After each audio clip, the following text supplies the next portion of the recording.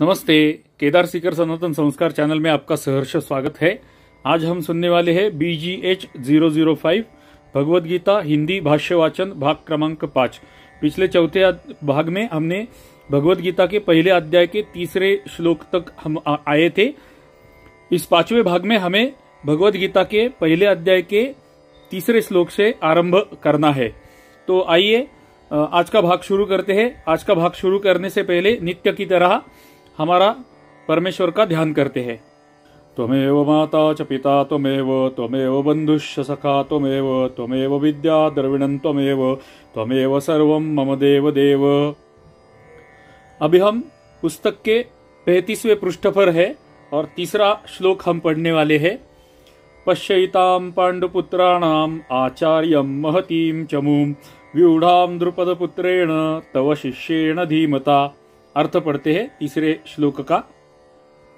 हे आचार्य, आपके बुद्धिमान शिष्य द्रुपद पुत्र दृष्टद्युम्न द्वारा व्यूहाकार खड़ी की हुई पांडुपुत्रों की इस बड़ी भारी सेना को देखिए। यह तीसरे श्लोक का अर्थ हुआ। अभी तीसरे श्लोक के ऊपर पहला प्रश्न। दृष्टद्युम्न द्रुपद का पुत्र है, आपका शिष्य है और बुद्धिमान है। दुर्योधन ने ऐसा किस अभिप्राय से कहा? उत्तर, दुर्योधन बड़े चतुर कूटनीतिज्ञ थे। दृष्टद्युम्न के प्रति प्रतिहिंसा तथा पांडवों के प्रति द्रोणाचार्यों की बुरी भावना उत्पन्न करके उन्हें विशेष उत्तेजित करने के लिए दुर्योधन ने दृष्टद्युम्न को द्रुपद पुत्र और आपका बुद्धिमान शिष्य कहा। इन शब्दों के द्वारा वह उन्हें इस प्रकार समझा रहे हैं कि देखिए, द्रुपद ने आपके साथ पहले बुरा बर्ताव किया था और फिर उसने आपका वध करने के उद्देश्य से ही यज्ञ करके दृष्टद्युम्न को पुत्र रूप से प्राप्त किया था। दृष्टद्युम्न इतना कूटनीतिज्ञ है और आप इतने सरल है कि आपको मारने के लिए पैदा होकर भी उसने आपके ही द्वारा पैदा होकर, हमारा शब्द नहीं है, क्षमा चाहिए, क्षमा कीजिएगा, जन्म लेकर ही उसने आपके ही द्वारा धनुर्वेद की शिक्षा प्राप्त कर ली। फिर इस समय भी उसकी बुद्धिमानी देखिए कि उसने आप लोगों को छकाने के लिए कैसी सुंदर व्यूह रचना की है। ऐसे पुरुष को पांडवों ने अपना प्रधान सेनापति बनाया है। अब आप ही विचारिए कि आपका क्या कर्तव्य है। तो इस प्रकार दुर्योधन उनको उगला रहा था, उनको उत्तेजित कर रहा था, इसके लिए उसने ऐसा शब्द प्रयोग किया था। आगे अगला प्रश्न। कौरव सेना 11 अक्षौहिणी थी और पांडव सेना केवल 7 ही अक्षौहिणी थी। फिर दुर्योधन ने उसको बड़ी भारी महती क्यों कहा और उसे देखने के लिए आचार्य से क्यों अनुरोध किया? उत्तर, संख्या में कम होने पर भी वज्र व्यूह के कारण पांडव सेना बहुत बड़ी मालूम हो रही थी। दूसरी यह बात भी है कि संख्या में अपेक्षाकृत स्वल्प होने पर भी जिसमें पूर्ण सुव्यवस्था होती है वह सेना विशेष शक्तिशालिनी समझी जाती है। इसलिए दुर्योधन कह रहे हैं कि आप इस व्यूहाकार खड़ी की हुई सुव्यवस्थित महती सेना को देखिए और ऐसा उपाय सोचिए जिससे हम लोग विजयी हो। आगे 3 श्लोक एक साथ दिए हुए हैं। 3 श्लोकों का संबंध एक ही साथ दिया हुआ है, एक ही वाक्य में दिया हुआ है। 3 श्लोक एक दूसरे से जुड़े हुए हैं, इसलिए 3 श्लोक एक साथ दिए हुए हैं। हम भी 3 श्लोक एक ही साथ पढ़ेंगे। तो 4, 5 और 6 श्लोक का संबंध यह है। पांडव सेना की व्यूह रचना दिखलाकर अब दुर्योधन 3 श्लोकों द्वारा पांडव सेना के प्रमुख महारथियों के नाम बतलाते हैं। तो इन 3 श्लोकों में क्या होने वाला है? हमें पांडव सेना के महारथियों के नाम दिखने वाले हैं। तो ये हमारे सामने श्लोक है। अत्र शूरा महेश्वासा भीमार्जुन समायुधि युयुधानो विराटश्च द्रुपदश्च महारथः दृष्टकेतुश्चेकितानः काशीराजश्च वीर्यवान् पुरुजित् कुन्तिभोजश्च शैब्यश्च नरपुङ्गवः युधामन्युश्च विक्रान्त उत्तमौजाश्च वीर्यवान् सौभद्रो द्रौपदेयाश्च सर्व एव महारथाः। अभी इन 3 श्लोकों का अर्थ देखते हैं। इस सेना में बड़े बड़े धनुषों वाले तथा युद्ध में भीम और अर्जुन के समान शूरवीर सात्यकी और विराट तथा महारथी राजा द्रुपद, दृष्टकेतु और चेकितान तथा बलवान काशीराज, पुरुजित, कुंतीभोज और मनुष्यों में श्रेष्ठ शैब्य, पराक्रमी युधामन्यु तथा बलवान उत्तम औजा, सुभद्रा पुत्र अभिमन्यु एवं द्रौपदी के पांचों पुत्र भी ये सभी महारथी है। ये 3 श्लोकों का अर्थ हो गया, 4, 5 और 6। अभी इनके ऊपर के प्रश्न। अत्र पद का यहाँ किस अर्थ में प्रयोग हुआ है? उत्तर, अत्र पद यहाँ पांडव सेना के अर्थ में प्रयुक्त है। अगला प्रश्न, युधि पद का अन्वय अत्र के साथ न करके भीमार्जुन समाहा के साथ क्यों किया गया?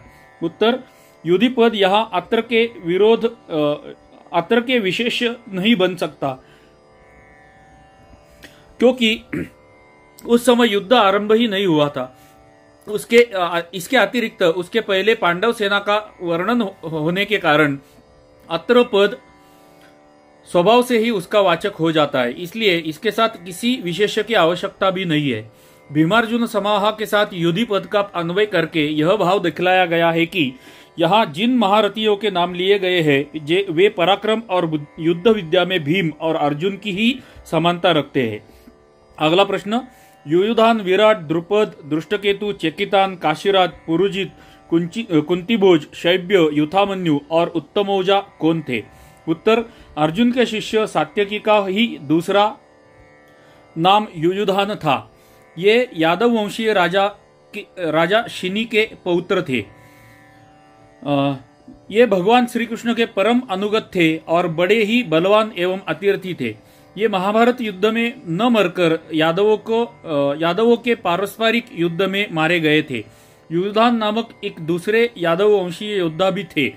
तो इस श्लोक के अर्थ में और अर्थ के बाद में जो प्रश्न उत्तर आ रहे हैं उसमें जो योद्धाओं के नाम इन 3 श्लोकों में आए थे उनके विशेषताएं, उनके विषय में हमें जो कुछ भी ज्ञान है वो हमें यहाँ पर मिल रहा है। अगला पैराग्राफ, विराट दूसरा योद्धा, उसका वर्णन। विराट मत्स्य देश के धार्मिक राजा थे। पांडवों ने 1 वर्ष इन्हीं के यहाँ अज्ञातवास किया था। इनकी पुत्री उत्तरा का विवाह अर्जुन के पुत्र अभिमन्यु के साथ हुआ था। ये महाभारत युद्ध में उत्तर, श्वेत और शंख नामक तीनों पुत्रों सहित मारे गए। तीसरा वीर, द्रुपद पांचाल देश के राजा पृषत के पुत्र थे। राजा पृषत और भरद्वाज मुनि में परस्पर मैत्री थी। द्रुपद भी बालक अवस्था में भरद्वाज मुनि के आश्रम में रहे थे। इससे भरद्वाज के पुत्र द्रोण के साथ इनकी मित्रता हो गई थी। पृषत के परलोक गमन के पश्चात द्रुपद राजा हुए। तब एक दिन द्रोण ने इनके पास जाकर इन्हें अपना मित्र कहा। द्रुपद को यह बात बुरी लगी। तब द्रोण मन में क्षुब्ध होकर चले आए। द्रोण ने कौरवों और पांडवों को अस्त्र विद्या की शिक्षा देकर गुरु दक्षिणा में अर्जुन के द्वारा द्रुपद को पराजित कराकर अपने अपमान का बदला चुकाया और उसका आधा राज्य ले लिया।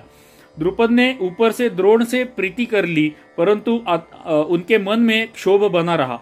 उन्होंने द्रोण को मारने वाले पुत्र के लिए याज और उपयाजनात्मक ऋषियों के द्वारा यज्ञ करवाया।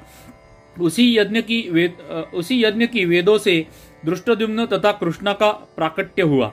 यही कृष्णा द्रौपदी या याज्ञसेनी के नाम से प्रसिद्ध हुई और स्वयंवर में जीतकर पांडवों ने उसके साथ विवाह किया। राजा द्रुपद बड़े ही शूरवीर और महारथी थे। महाभारत युद्ध में द्रोण के हाथ से इनकी मृत्यु हुई। आगे, दृष्टकेतु चेदी देशक के राजा शिशुपाल के पुत्र थे। ये महाभारत युद्ध में द्रोण के हाथ से मारे गए थे। देखिए, गीता छोड़कर गीता के बाहर का भी कितना ज्ञान, महाभारत से कितना ज्ञान हमें यहाँ पर मिल रहा है। विशेषताएं, राजा और वीर जो थे युद्ध में आए हुए, उनके नाम और उनकी विशेषताएं, उनका इतिहास हमें यहाँ पर पता चल रहा है। धन्यवाद जगदयाल जी का। सिर्फ हम गीता पढ़ते थे और गीता का अनुवाद या ट्रांसलेशन पढ़ते थे तो हमें ये सारा ज्ञान वहां से नहीं मिलता था जो हमें इस पुस्तक से और हमारे उपक्रम से मिल रहा है। चेकितान वृष्णि वंशीय यादव महारथी योद्धा और बड़े शूरवीर थे। पांडवों की 7 अक्षौहिणी सेना के 7 सेनापतियों में से एक थे। ये महाभारत युद्ध में दुर्योधन के हाथ से मारे गए। अगला वीर, काशीराज काशी के राजा थे। ये बड़े ही वीर और महारथी थे। इनके नाम का ठीक पता नहीं लगता। काशीराज का नाम सेना बिंदु और क्रोध हंता बतलाया गया है। कर्ण पर्व अध्याय 6 में जहां काशीराज के मारे जाने का वर्णन है वहां उनका नाम अभिभू बतलाया गया है। अगला वीर पुरुजित और कुंती भोज, ये दोनों कुंती के भाई थे और युधिष्ठिर आदि के मामा होते थे। ये दोनों ही महाभारत युद्ध में द्रोणाचार्य के हाथ से मारे गए। अगला वीर शैब्य धर्मराज युधिष्ठिर के श्वशुर थे। इनकी कन्या देविका से युधिष्ठिर का विवाह हुआ था। ये मनुष्यों में श्रेष्ठ, बड़े बलवान और वीर योद्धा थे, इसलिए इन्हें नरपुंगव कहा गया है। अगले दो योद्धा युधामन्यु और उत्तमौजा, दोनों भाई पांचाल देशीय राजकुमार थे। पहले अर्जुन के रथ के पहियों की रक्षा करने पर इन्हें नियुक्त किया गया था। ये दोनों ही बड़े भारी पराक्रमी और बल संपन्न वीर थे, इसलिए इनके साथ क्रमशः विक्रांत और वीर्यवान ये दो विशेषण जोड़े गए हैं। ये दोनों रात को सोते समय अश्वत्थामा के हाथ से मारे गए थे। अगला प्रश्न, अभिमन्यु कौन थे? उत्तर, अर्जुन ने भगवान श्री कृष्ण की बहन सुभद्रा से विवाह किया था। उन्हीं के गर्भ से अभिमन्यु उत्पन्न हुए थे। मत्स्य देश के राजा विराट की कन्या उत्तरा से इनका विवाह हुआ था। इन्होंने अपने पिता अर्जुन से और प्रद्युम्न से अस्त्र शिक्षा प्राप्त की थी। ये असाधारण वीर थे। महाभारत युद्ध में द्रोणाचार्य ने एक दिन चक्रव्यूह की ऐसी रचना की कि पांडव पक्ष के युधिष्ठिर, भीम, नकुल, सहदेव, विराट, द्रुपद, दृष्टद्युम्न आदि कोई भी वीर उसमें प्रवेश नहीं कर सके। जयद्रथ ने सबको परास्त कर दिया।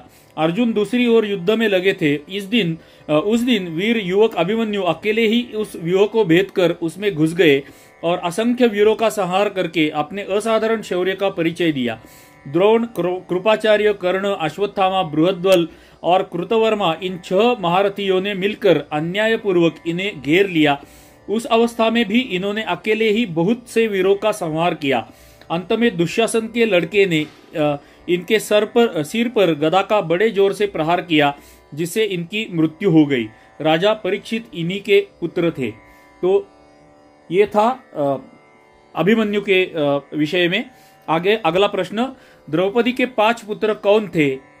उत्तर, प्रतिविंध्य, सूतसोम, श्रुतकर्मा, शतानीक और श्रुतसेन, ये पांचों क्रमशः युधिष्ठिर, भीमसेन, अर्जुन, नकुल और सहदेव के औरस और द्रौपदी के गर्भ से उत्पन्न हुए थे। इनको रात्रि के समय अश्वत्थामा ने मार डाला। अगला प्रश्न, सर्वे एव महारथाः, इस कथन का क्या भाव है? उत्तर, शास्त्र और शस्त्र विद्या में अत्यंत निपुण उस असाधारण वीर को महारथी कहते हैं जो अकेला ही 10,000 धनुर्धानी योद्धाओं का युद्ध में संचालन करता हो।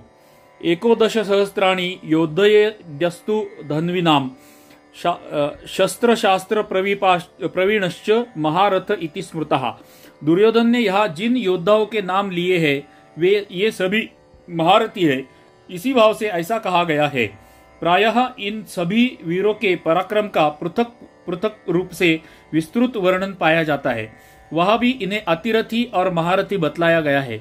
इसके अतिरिक्त पांडव सेना में और भी बहुत से महारथी थे, उनके भी नाम वहां बतलाए गए हैं। यहाँ सर्वे पद से दुर्योधन का कथन उन सबके लिए भी समझ लेना चाहिए। और अगला श्लोक 7वां श्लोक, उसका संबंध पढ़ते हैं पहले।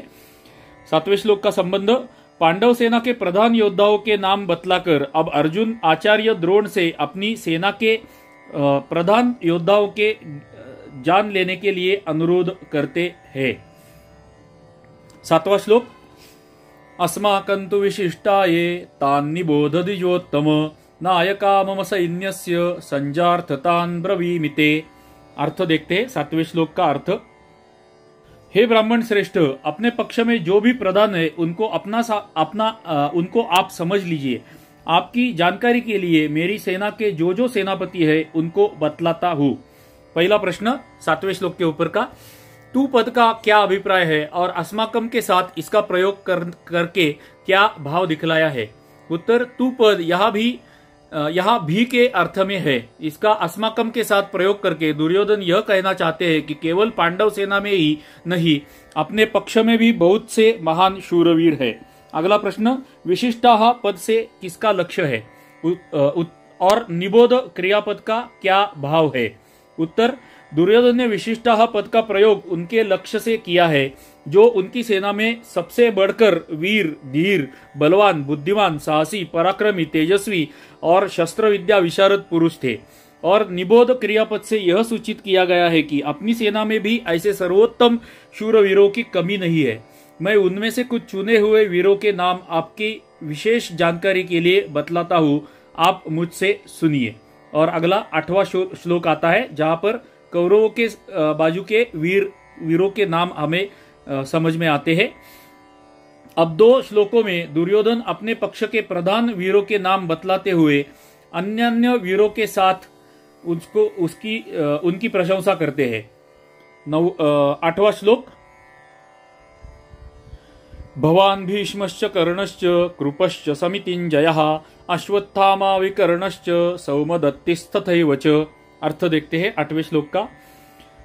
आप द्रोणाचार्य और पितामह भीष्म तथा कर्ण और संग्राम विजयी कृपाचार्य तथा वैसे ही अश्वत्थामा, विकर्ण और सोमदत्त का पुत्र भूरिश्रवा, ये सारे दुर्योधन के बाजू में लड़ने वाले वीर हैं। पहला प्रश्न, 8वें श्लोक के ऊपर का पहला प्रश्न, द्रोणाचार्य कौन थे और दुर्योधन ने समस्त वीरों में सबसे पहले उन्हें आप कहकर उनका नाम किस हेतु से लिया? उत्तर, द्रोणाचार्य महर्षि भरद्वाज के पुत्र थे। इन्होंने महर्षि अग्निवेश से और श्री परशुराम जी से रहस्यमेत समस्त अस्त्र शस्त्र प्राप्त किए थे। ये वेदांग के ज्ञाता, महान तपस्वी, धनुर्वेद तथा शस्त्रास्त्र विद्या के अत्यंत मर्मज्ञ और अनुभवी एवं युद्ध कला में नितांत निपुण और परम साहसी अतिरथी वीर थे। ब्रह्मास्त्र, आग्नेयास्त्र आदि विचित्र अस्त्रों का प्रयोग करना इन्हें भली भांति ज्ञात था। युद्ध क्षेत्र में जिस समय ये अपनी पूरी शक्ति से भिड़ जाते थे, उस समय इन्हें कोई भी जीत नहीं सकता था। इनका विवाह महर्षि शरद्वान की कन्या कृपी से हुआ था। इन्हीं से अश्वत्थामा उत्पन्न हुए थे। राजा द्रुपद के बाल सखा थे। एक समय इन्होंने द्रुपद के पास जाकर उन्हें प्रिय मित्र कहा। तब ऐश्वर्य मद से चूर द्रुपद ने उनका अपमान करते हुए कहा, मेरे जैसा ऐश्वर्य संपन्न राजा के साथ तुम सरी के निर्धन दरिद्र मनुष्य को मित्रता किसी तरह भी नहीं हो सकती। द्रुपद के इस तिरस्कार से इन्हें बड़ी मर्म वेदना हुई और ये हस्तिनापुर में आकर अपने साले कृपाचार्य के पास रहने लगे। वहां पितामह भीष्म से इनका परिचय हुआ और इन्हें कौरव पांडवों की शिक्षा के लिए नियुक्त किया गया। शिक्षा समाप्त होने पर गुरुदक्षिणा के रूप में इन्होंने राजा द्रुपद को पकड़ लाने के लिए शिष्यों से कहा। महात्मा अर्जुन ही गुरु की इस आज्ञा का पालन कर सके और द्रुपद को रणक्षेत्र में हराकर सचिव सहित पकड़ लाए। द्रोण ने द्रुपद को बिना मारे छोड़ दिया, परंतु भागीरथ से उत्तर भाग का उनका राज्य ले लिया। महाभारत युद्ध में इन्होंने 5 दिन तक सेनापति के पद पर रहकर बड़ा ही घोर युद्ध किया और अंत में अपने पुत्र अश्वत्थामा की मृत्यु का भ्रममूलक समाचार सुनकर इन्होंने शस्त्रास्त्र का परित्याग कर दिया और समाधिस्थ होकर भगवान का ध्यान करने लगे। इनके प्राण त्याग करने पर इनके ज्योतिर्मय स्वरूप का ऐसा तेज फैला कि सारा आकाशमंडल तेज राशि से परिपूर्ण हो गया। इसी अवस्था में दृष्टद्युम्न तीखी तलवार से इनका सर काट डाला। आगे, यहाँ दुर्योधन ने आप कहकर सबसे पहले इन्हें इसीलिए गिनाया कि जिसमें ये बहुत खूब प्रसन्न हो जाए और मेरे पक्ष में अधिक उत्साह से युद्ध करे। शिक्षा गुरु होने के नाते आदर के लिए भी सर्वप्रथम आप कहकर इन्हें गिनाना युक्तिसंगत ही है। अगला प्रश्न, भीष्म कौन थे? उत्तर, भीष्म राजा शांतनु के पुत्र थे। भागीरथी गंगा जी से इनका जन्म हुआ था। ये द्यो नामक नवम वसु के अवतार थे। इनका पहला नाम देवव्रत था। इन्होंने सत्यवती के साथ अपने पिता का विवाह करवाने के लिए सत्यवती के पालनकर्ता पिता के आज्ञानुसार पूर्ण युवावस्था में ही स्वयं जीवन भर कभी विवाह न करने तथा राज्यपद त्याग की भीषण प्रतिज्ञा कर ली थी। इसी भीषण प्रतिज्ञा के कारण इनका नाम भीष्म पड़ा था। पिता के सुख के लिए इन्होंने प्रायः मनुष्य मात्र के परम लोभनीय स्त्री सुख और राज्य सुख का सर्वथा त्याग कर दिया। इससे परम प्रसन्न होकर इनके पिता शांतनु ने इन्हें यह वरदान दिया था कि तुम्हारे इच्छा के बिना मृत्यु भी तुम्हें मार नहीं सकेगी। ये बाल ब्रह्मचारी अत्यंत तेजस्वी, शस्त्र शास्त्र दोनों के पूर्ण पारदर्शी और अनुभवी महान ज्ञानी, महान वीर तथा दृढ़ निश्चयी महापुरुष थे। इनमें शौर्य, वीर्य, त्याग, तितिक्षा, क्षमा, दया, शम, दम, सत्य, अहिंसा, संतोष, शांति, बल, तेज, न्यायप्रियता, नम्रता, उदारता, लोकप्रियता, स्पष्टवादिता, साहस, ब्रह्मचर्य, विरति, ज्ञान, विज्ञान, मातृपितृभक्ति और गुरु सेवन आदि प्रायः सभी सद्गुण पूर्ण रूप से विकसित थे। देखिए, हमें गुणों की कितनी बड़ी सूची यहाँ पर भीष्म के विषय में ज्ञात हुई। धन्यवाद जगदयाल जी का इन गुणों की सूची के लिए भी। भगवान की भक्ति से तो इनका जीवन ओतप्रोत था।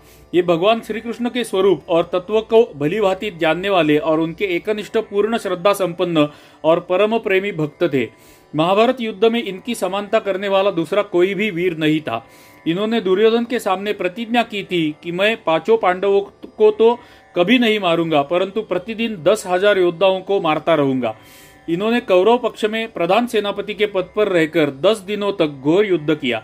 तदनंतर शरशैया पर पड़े पड़े सबको महान ज्ञान का उपदेश देकर उत्तरायण आ जाने के बाद स्वेच्छा से देह त्याग किया। स्वेच्छा से भीष्म जी ने देह त्याग कर दिया। अगला प्रश्न, कर्ण कौन थे? अभी कर्ण के विषय में। कर्ण कुंती के पुत्र थे। सूर्यदेव के प्रभाव से कुंती की कुमारी अवस्था में ही इनका जन्म हो गया था। कुंती ने इन्हें पेटी में रखकर नदी में डाल दिया था, परंतु भाग्यवश इनकी मृत्यु नहीं हुई और बहते बहते वह पेटी हस्तिनापुर आ गई। अधिरथ नामक सूत इन्हें अपने घर ले गया और उनकी पत्नी राधा ने इनका पालन पोषण किया और ये उन्हीं के पुत्र माने जाने लगे। कवच और कुंडल रूपी धन के साथ इनका जन्म हुआ था। इससे अधिरथ ने इनका नाम वसुसेन रखा था। इन्होंने द्रोणाचार्य और परशुराम जी से शस्त्रास्त्र विद्या सीखी थी। ये शास्त्र और शस्त्र दोनों के ही बड़े पंडित और अनुभवी थे। शस्त्र विद्या और युद्ध कला में ये अर्जुन के समान थे। दुर्योधन ने इन्हें अंग देश का राजा बना दिया था। दुर्योधन के साथ इनकी प्रगाढ़ मैत्री थी और ये तन मन से सदा उनके हित चिंतन में लगे रहते थे। यहाँ तक कि माता कुंती और भगवान श्री कृष्ण के समझाने पर भी इन्होंने दुर्योधन को छोड़कर पांडव पक्ष में आना स्वीकार नहीं किया। इनकी दानशीलता अद्वितीय थी। ये सदा सूर्यदेव की उपासना किया करते थे। उस समय इनसे कोई कुछ भी मांगता ये सहर्ष दे देते थे। एक दिन देवराज इंद्र ने अर्जुन के हितार्थ ब्राह्मण का वेश धरकर इनके शरीर के साथ लगे हुए नैसर्गिक कवच कुंडलों को मांग लिया। इन्होंने बड़ी ही प्रसन्नता के साथ उसी क्षण कवच कुंडल उतार दिए। उसके बदले में इंद्र ने उन्हें एक वीर घातिनी अमोघ शक्ति प्रदान की थी। कर्ण ने युद्ध के समय उसी के द्वारा भीमसेन के वीर पुत्र घटोत्कच का वध किया था। द्रोणाचार्य के बाद महाभारत युद्ध में 2 दिनों तक प्रधान सेनापति रहकर ये अर्जुन के हाथ से मारे गए थे। अगला प्रश्न, कृपाचार्य कौन थे? अभी कृपाचार्य के विषय में ज्ञान। ये गौतम वंशीय महर्षि शरदवान के पुत्र है। ये धनुर्विद्या के बड़े पारदर्शी और अनुभवी है। इनकी बहन का नाम कृपी था। महाराज शांतनु ने कृपा करके इन्हें पाला था। इससे इनका नाम कृप और इनकी बहन का नाम कृपी हुआ था। ये वेद शास्त्र के ज्ञाता, धर्मात्मा तथा सद्गुण से संपन्न सदाचारी पुरुष है। द्रोणाचार्य से पूर्व कौरवों के पांडवों को और यादवों को धनुर्वेद की शिक्षा दिया करते थे। समस्त कौरव वंश के नाश हो जाने पर भी ये जीवित रहे। इन्होंने परीक्षित को अस्त्र विद्या सिखलाई। ये बड़े ही वीर और विपक्षियों पर विजय प्राप्त करने में निपुण है। इसीलिए इनके नाम के साथ समितिंजयः विशेषण लगाया है। अश्वत्थामा कौन थे? अगला प्रश्न, अश्वत्थामा कौन थे? अश्वत्थामा आचार्य द्रोण के पुत्र है। ये शस्त्रास्त्र विद्या में अत्यंत निपुण, युद्ध कला में प्रवीण, बड़े ही शूरवीर महारथी है। इन्होंने भी अपने पिता द्रोणाचार्य से ही युद्ध विद्या सीखी थी। अगला प्रश्न, विकर्ण कौन थे? उत्तर, धृतराष्ट्र के दुर्योधनादि 100 पुत्रों में से ही एक का नाम विकर्ण था। ये बड़े धर्मात्मा वीर और महारथी थे। कौरवों को राज्यसभा में अत्याचार पीड़िता द्रौपदी ने जिस समय सब लोगों से पूछा कि मैं हारी गई या नहीं, उस समय विदुर को छोड़कर शेष सभी सभासद चुप हो गए। एक विकर्ण ही ऐसे थे जिन्होंने सभा में खड़े होकर बड़ी तीव्र भाषा में न्याय और धर्म के अनुकूल स्पष्ट कहा था कि द्रौपदी के प्रश्न का उत्तर न दिया जाना बड़ा ही अन्याय है। द्रौपदी के प्रश्न का उत्तर न दिया जाना बड़ा ही अन्याय है। मैं तो समझता हूं कि द्रौपदी हम लोगों के द्वारा जीती नहीं गई है। अगला प्रश्न, सोमदत्ती कौन थे? उत्तर, सोमदत्त के पुत्र भूरिश्रवा को सोमदत्ती कहा करते थे। वे शांतनु के बड़े भाई बान्निक के पुत्र थे। ये बड़े ही धर्मात्मा, युद्ध कला में कुशल और शूरवीर महारथी थे। इन्होंने बड़ी बड़ी दक्षिणा वाले अनेक यज्ञ किए थे। ये महाभारत युद्ध में सात्यकी के हाथ से मारे गए। अगला प्रश्न, तथा और एव इन दोनों अव्यय पदों के प्रयोग का क्या अभिप्राय है? उत्तर, इन दोनों अवयवों का प्रयोग करके यह दिखलाया गया है कि अश्वत्थामा, विकर्ण और भूरिश्रवा भी कृपाचार्य के समान ही संग्राम विजयी थे। 9वां श्लोक आगे आता है, अन्ये च बहवः शूरा मदर्थे त्यक्त जीविताः नाना शस्त्र प्रहरणा सर्वे युद्ध विशारदाः। अर्थ देखते हैं 9वें श्लोक का। और भी मेरे लिए जीवन की आशा त्याग देने वाले बहुत से शूरवीर अनेक प्रकार के शस्त्रास्त्रों से सुसज्जित और सबके साथ युद्ध में चतुर है। 9वें श्लोक के ऊपर का पहला प्रश्न, इस श्लोक का क्या भाव है? 9वें श्लोक का भाव क्या है? उत्तर, इससे पूर्व शल्य, बान्निक, भगदत्त, कृतवर्मा और जयद्रथादि महारथियों के नाम नहीं लिए गए हैं। इस श्लोक में उन सबकी ओर संकेत करके दुर्योधन इससे यह भाव दिखला रहे हैं कि अपने पक्ष के जिन जिन शूरवीरों के नाम मैंने बतलाए हैं उनके अतिरिक्त और भी बहुत से योद्धा हमारी बाजू से है, जो तलवार, गदा, त्रिशूल आदि हाथ में रखे जाने वाले शस्त्रों से और बाण, तोमर, शक्ति आदि छोड़े जाने वाले अस्त्रों से भली भांति सुसज्जित है तथा युद्ध कला में बड़े कुशल महारथी है। एवं ये सभी ऐसे हैं जो मेरे लिए प्राण न्योछावर करने को तैयार है। इससे आप यह निश्चय समझिए कि ये मरते दम तक मेरी विजय के लिए हटकर युद्ध करेंगे। अगला श्लोक 10वां श्लोक, इसका संबंध 9वें श्लोक का संबंध उन्होंने दिया नहीं था, कारण मुझे पता नहीं है, लेकिन 10वें श्लोक का अभी संबंध पढ़ते हैं। अपने महारथी योद्धाओं की प्रशंसा करके अब दुर्योधन दोनों सेनाओं की तुलना करते हुए अपनी सेना को पांडव सेना की अपेक्षा अधिक शक्तिशालिनी और उत्तम बतलाते हैं। 10वां श्लोक, अपर्याप्तम तदस्माकं बलम भीष्माभिरक्षितम पर्याप्तम त्विदमेतेषां बलम भीमाभिरक्षितम। अर्थ 10वें श्लोक का, भीष्म पितामह द्वारा रक्षित हमारी यह सेना सब प्रकार से अजेय है और भीम द्वारा रक्षित इन लोगों की यह सेना जीतने में सुगम है। यह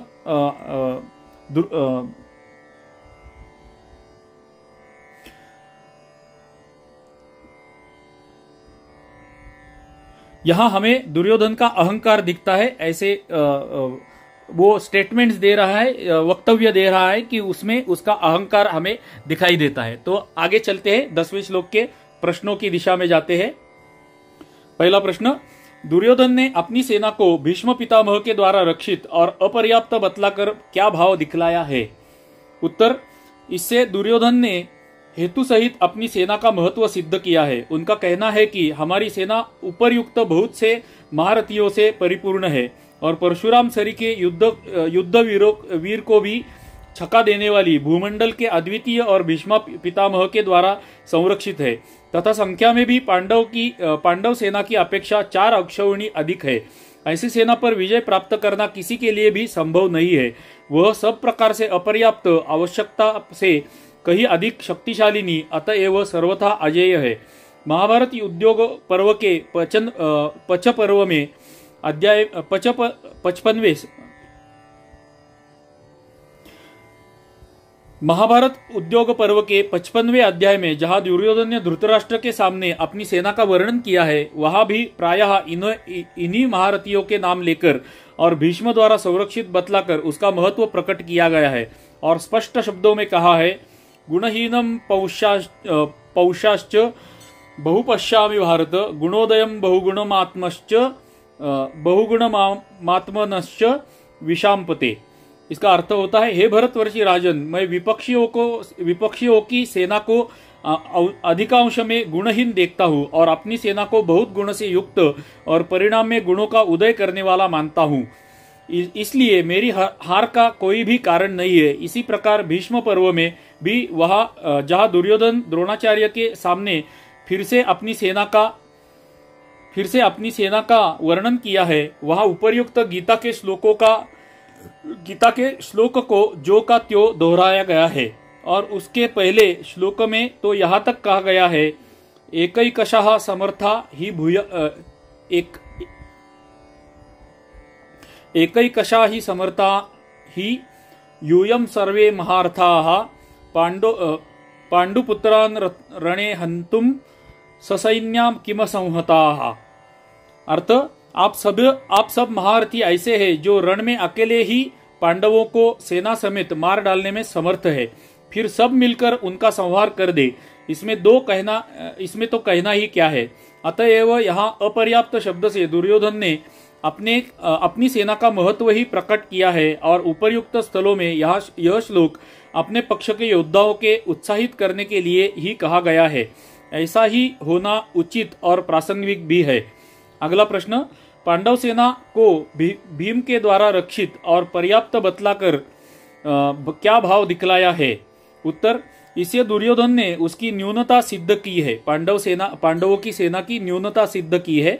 उनका कहना है कि जहां हमारी सेना के संरक्षक भीष्म है, वहां उनकी सेना का संरक्षक भीम है, जो शरीर से बड़ा बलवान होने पर भी भीष्म की तुलना में ही नहीं रखा जा सकता। कहा, एक रणकला कुशल शास्त्र निपुण परम बुद्धिवान भीष्म पितामह, और कहा धनुर्विद्या में अकुशल मोटी बुद्धि का भीम। इसलिए उसकी सेना पर्याप्त सीमित शक्ति वाली है, उस पर हम लोग सहज विजय प्राप्त कर सकते हैं। देखिए यहाँ पर उसका कॉन्फिडेंस, दुर्योधन का कॉन्फिडेंस, उसका कॉन्फिडेंस से ज्यादा हम अहंकार कह सकते हैं। उसका अहंकार झलक रहा है कि वो कैसे वक्तव्य दे रहा है अपनी सेना के विषय में भी और पांडवों की सेना के विषय में भी। अगला श्लोक है 11वां श्लोक का संबंध। इस प्रकार भीष्म द्वारा संरक्षित अपनी सेना को अजेय बताकर अब दुर्योधन सब ओर से भीष्म की रक्षा करने के लिए द्रोणाचार्य आदि समस्त महारथियों से अनुरोध करते हैं। तो भीष्म पितामह की रक्षा करने के लिए वो बाकी युद्ध के वीरों को आह्वान कर रहा है। 11वां श्लोक, अयनेषु च सर्वेषु यथा भागमवस्थिताः भीष्ममेवाभिरक्षन्तु भवन्तः सर्व एव हि। अर्थ देखते हैं 11वें श्लोक का। इसलिए सब मोर्चों पर अपनी अपनी जगह स्थित रहते हुए आप लोग सभी निस्संदेह भीष्म पितामह की ही सब ओर से रक्षा करें। पहला प्रश्न इस 11वें श्लोक के ऊपर, इस श्लोक का क्या तात्पर्य है? उत्तर, पितामह भीष्म अपनी रक्षा करने में सर्वथा समर्थ है, यह बात दुर्योधन भी जानते थे, परंतु भीष्म जी ने पहले ही यह कह दिया था कि द्रुपद पूर्व शिखंडी पहले ही स्त्री था, पीछे से पुरुष हुआ है। शिखंडी स्त्री रूप में जन्म होने के कारण मैं उसे अब भी स्त्री मानता हूँ। स्त्री जाति पर वीर पुरुष शस्त्र प्रहार नहीं करते हैं, इसलिए वह सामने आ जाएगा तो मैं उस पर शस्त्र प्रहार नहीं करूंगा। तो शिखंडी भीष्म पितामह तक नहीं पहुंचना चाहिए, इसके लिए यह रचना दुर्योधन ने की थी। इसीलिए सारी सेना को एकत्र हो जाने पर दुर्योधन ने पहले भी सब योद्धाओं सहित दुशासन को सावधान करते हुए विस्तार पूर्वक यह बात समझाई थी कि यहाँ भी उसी भय की संभावना से दुर्योधन अपने पक्ष के सभी प्रमुख महारथियों से अनुरोध कर रहे हैं कि आप लोग जिस व्यूहद्वार मोर्चे पर नियुक्त है, सभी अपने अपने स्थान पर दृढ़ता के साथ डटे रहे और पूरी सावधानी रखे, जिससे किसी भी व्यूहद्वार से शिखंडी अपनी सेना में प्रविष्ट होकर भीष्म पितामह के पास न पहुंच जाए। सामने आते ही उसी समय शिखंडी को मार भगाने के लिए आप सभी महारथी प्रस्तुत रहे। यदि आप लोग शिखंडी से भीष्म को बचा सके तो फिर हमें किसी प्रकार का भय नहीं है। अन्य महारथियों को पराजित करना तो भीष्म जी के लिए बड़ी आसान बात है। तो अगर शिखंडी से हमने भीष्म पितामह को बचाए रखा तो भीष्म पितामह अकेले ही बाकी सबका संहार करने में समर्थ है, ये कॉन्फिडेंस था दुर्योधन को। इसलिए वो शिखंडी से बचाने के लिए बाकी सब शिखंडी से पितामह भीष्म को बचाने के लिए बाकी सब योद्धाओं को बोल रहा है। तो यहाँ पर 11वां श्लोक खत्म पूर्ण होता है, खत्म हमारा शब्द नहीं है, क्षमा कीजिएगा, पूर्ण होता है। 12वां श्लोक आगे आता है, लेकिन हमारा रिकॉर्डिंग चालू करके बहुत समय हो गया है, तो हम इस 5वें भाग में यहीं पर इतिश्री करते हैं। हमारी नित्य की आपसे प्रार्थना कि आपको यह मेरा प्रयास अच्छा लगा रहेगा तो कृपया इस वीडियो को लाइक अवश्य कर दे, एक छोटा सा कमेंट अवश्य करें। आपको इस विषय में, इस उपक्रम के विषय में, गीता के विषय में, सनातन के विषय में, मेरी त्रुटियों के विषय में, मेरी अच्छाइयों के विषय में जो कुछ भी लिखना रहेगा आप कुछ भी लिख सकते हैं, कोई भी भाषा में, मराठी, हिंदी, इंग्लिश, कोई भी भाषा में लिख सकते हैं, लेकिन एक कमेंट अवश्य कीजिएगा, ये आपसे प्रार्थना है। आपके कमेंट और आपके लाइक्स मुझे बहुत मदद करने वाले हैं। मुझे यानी कि यह इन वीडियोज को ज्यादा से ज्यादा सनातनी लोगों तक पहुंचाने के लिए, ये गीता का ज्ञान जो है वो ज्यादा से ज्यादा सनातनी लोगों तक पहुंचाने के लिए आपके कमेंट्स और लाइक्स मुझे मदद करने वाले हैं। तो लाइक और कमेंट अवश्य कीजिएगा। अभी तक आपने इस उपक्रम के पहले 4 वीडियो नहीं सुने रहेंगे तो मेरे चैनल पे जाके प्लेलिस्ट सेक्शन में जाइए। प्लेलिस्ट सेक्शन में वहां पर भगवद गीता हिंदी भाष्य वाचन नाम का मेरा प्लेलिस्ट है। उस प्लेलिस्ट में अगर आप जाएंगे तो आपको एक के पीछे एक पहले भाग से 4 भाग सुनने को मिलेंगे और बाद में आप 5वां भाग भी सुन सकते हैं। और इसके आगे जो भी भाग मैं बनाऊंगा वो सारे उसी प्लेलिस्ट में ऐड कर देने वाला हूं, तो वो प्लेलिस्ट का उपयोग आप अवश्य कीजिएगा। और मेरा चैनल केदार सीकर सनातन संस्कार को अभी तक आपने सब्सक्राइब या फॉलो नहीं किया रहेगा तो उसे सब्सक्राइब या फॉलो भी कर दीजिए, ये भी आपसे प्रार्थना है। चलिए तो मिलते हैं अगले 6ठे भाग में, जहां पर हम 12वें श्लोक से आरंभ करेंगे। तब तक के लिए आप सभी को जय श्री हरि, जय श्री हरि, जय श्री हरि। धन्यवाद।